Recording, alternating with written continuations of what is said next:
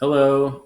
This is our final presentation, Good Cop, Bad Cop, an evaluation of use of force complaints in the city of Chicago. And the problem is that the Chicago PD have a pretty bad reputation, and we think policymakers need to target their efforts towards areas where use of force complaints proliferate and evaluate underlying reasons for differing complaint outcomes.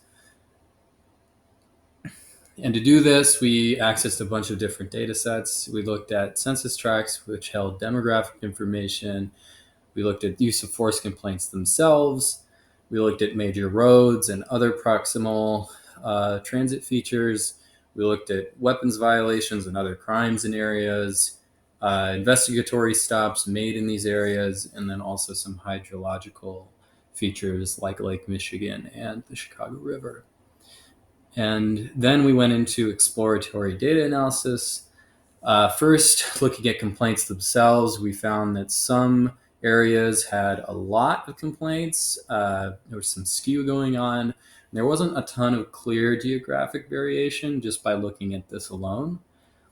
And then looking into the predictors, there was a bit more geographic variation. It looked like there was a pretty clear delineation of the black population in the south side and in kind of like the western parts of the city, as well as a higher concentration of unemployed and impoverished families in those areas. And there were some other demographics as well that we looked at, like the percentage of uninsured, which had different distributions over the space. So since like our in this project we are studying like complaints, it was useful to like check the existence of variation in these complaint characteristics. And as we can see, like our complaint characteristics seem to have like a sufficient amount of variation. For example, about like the incident that happened, around 40% of incident like resulted in an injury. About the officer, around like 50% of the officer's race was white. So as we can see here, like on the different characteristics of a use of force complaint, there is a sufficient amount of variation that exists, which helps our analysis. So in this project, we explore three research questions. The first one is we're trying to understand what dictates complaints in census tract, and specifically, can we predict or classify their occurrence? In the second research question, which is an unsupervised learning model, we want to explore how these communities differ from one another, and can we cluster tracks effectively on different like variables. And finally, each complaint results in an outcome based on the investigation, and we want to see what dictates this outcome of a complaint, and can we predict or classify these outcomes. So, going on to research question one, the two broad models that we ran in this research question is a prediction model where our outcome variable is a count of use of force complaint at a census tract level, and a classification model, which is where we convert the same outcome into a binary variable which takes the value one if there is at least one complaint in that census tract, and zero otherwise. So our overarching takeaway from like the prediction model was that it is very difficult to like predict the exact count of complaints. We ran different kind of models and used different kinds of tuning parameters, and as we can see that our best model was the random forest regressor, and even there we are only able to explain about 19% of the variation in the outcome variable, which is like count of complaints. Uh, as we can see here, like classifying the outcome is like an easier task, and our classification models perform much better than the prediction models. Here we are classifying whether there is at least one complaint or not. And over here we again tried out different models, and the random forest classification model came out to be the best performing model. Although it's important to note that like the naive Bayes and the logistic regression also performed pretty similarly. And talking a bit more about like the random forest model, we tuned our model, and as we can see, like the overall accuracy is 70%, which is like decent, like not great, not bad.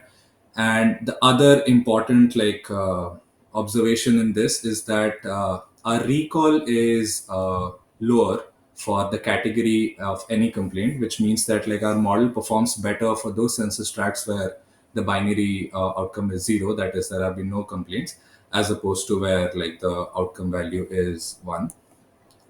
We also analyzed what are the most important variables for our random forest classification model, and a key takeaway is that like criminal statistics reported, like such as like interference with public officer, assaults, criminal trespass, these are all different kinds of crime categories. These turn out to be like the most important variables in this classification. However, even for these variables, we observe a very low correlation with like our outcome variable, which kind of speaks to like a limitation of our model is that, or why it performs like only at around like 70% accuracy is even the most important variables don't have a very high amount of correlation with the outcome variable. And so finally, like the key takeaways are like predicting is more difficult than classifying, and like we classify better on those tracks where like there have been no complaints, and even the most important outcome variables have like most important predictors have low correlation with outcome variables. So now that we've evaluated prediction and classification at the census tract level, we wanted to also evaluate some unsupervised learning at the census tract level to see whether we could cluster census tracts according to their characteristics. To start, we tried just some basic k-means clustering on the data set, and there was some overlap, and the silhouette scores varied a lot. Things didn't look too good. And we figured this might be a feature of dimensionality. And so I took some time to look into principal component analysis, which allowed us to reduce the dimensionality. And as it's particularly useful in situations like this one, where there are a lot of collinear characteristics. And once we made that decision, we had to tune the model and ended up finding that 6 principal components seemed to explain most of the variation in the data set and would be a good choice moving forward. We fit that model and then reran the k-means over the same k-means model and found much better intercluster distance, separation, and even cluster size as well. So things are looking pretty good. And from there, we landed on a final model, which was that same k-means cluster over the 6 principal components, which all had particular variables that were of importance to their formation, including the percentage of people with public health insurance like Medicaid, the mean household size, total population, the number of older folks with a disability, the percentage of the population born abroad, and the number of enrollees in school. And from there, we started kind of mapping out both the clusters and some of these variables that we were evaluating. One cluster really stood out to us. As soon as I mapped this out, it was pretty clear that this was very correlated with the race map that we showed earlier. And this cluster in particular, even though it's not one of the most important features, race turns out to be a pretty stark divider. It has 92.7% Black population at the median and also higher complaints at the median, even though the differences aren't particularly big. And then here I've just kind of ranked according to color which cluster had the highest value for each of these kind of important variables. In that cluster of interest, where there's a particularly high complaint incidence and Black population, there's also high public health insurance, low population, and low percentages of people born abroad, as well as low numbers of enrollees in school.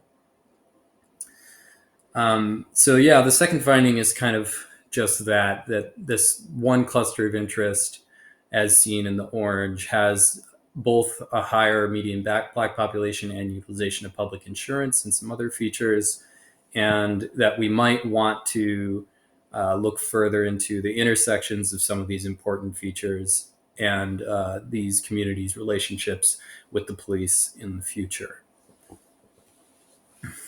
So now just looking at the third research question, which is on classifying the complaint findings. So complaint findings are essentially like once a complaint is made, it gets investigated and it could lead to many possible outcomes, which are shown in this table here. We specifically focused on sustained versus not sustained, which is basically sustained means that the complaint was, found to be valid and acted upon. Not sustained was that there was not enough evidence to act on it. So one advantage was that these like classes were really clear, easy to understand and interpret relative to some of the other findings, which were a little bit more hazy in terms of what it actually meant. And the second thing is that this actually gave us pretty balanced classes, as you can see by the counts. So again, the kind of we're using a lot of the same features from the earlier models, and so there's still this problem of multicollinearity with high correlation between variables.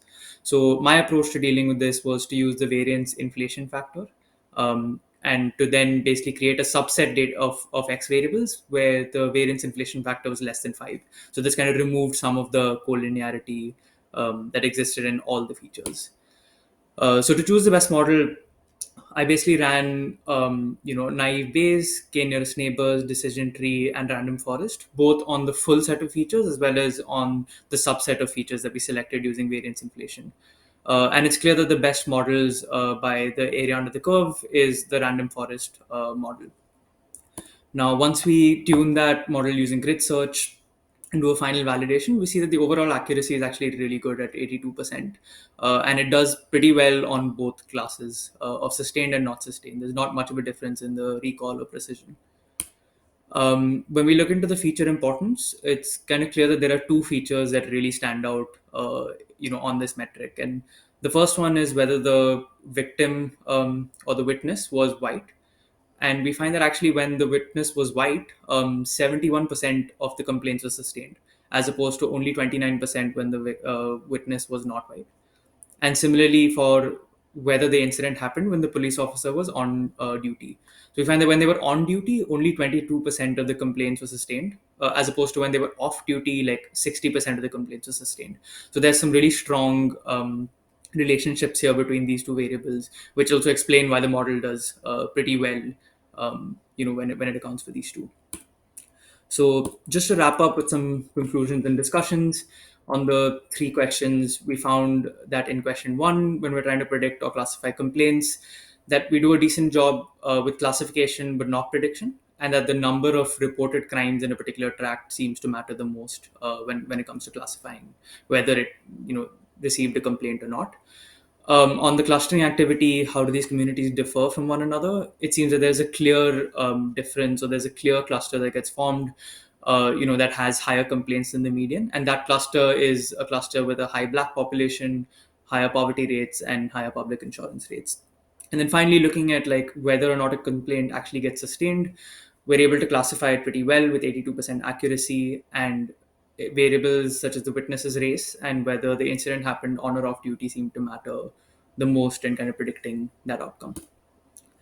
Some of the limitations here was that we don't have kind of police officer patrol data or police precinct data, which are likely important predictors of use of force.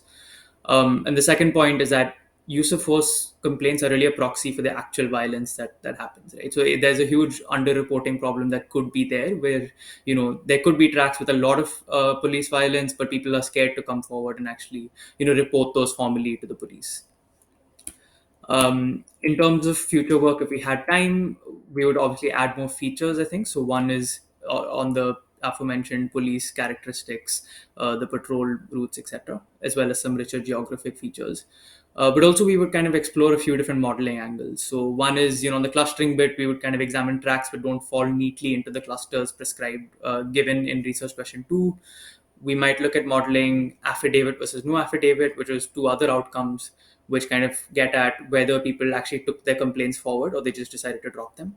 And kind of looking at some of the other metrics of police violence, like civilian deaths or civilian injuries, etc. So, yeah, thank you for listening. That was our presentation. Some references.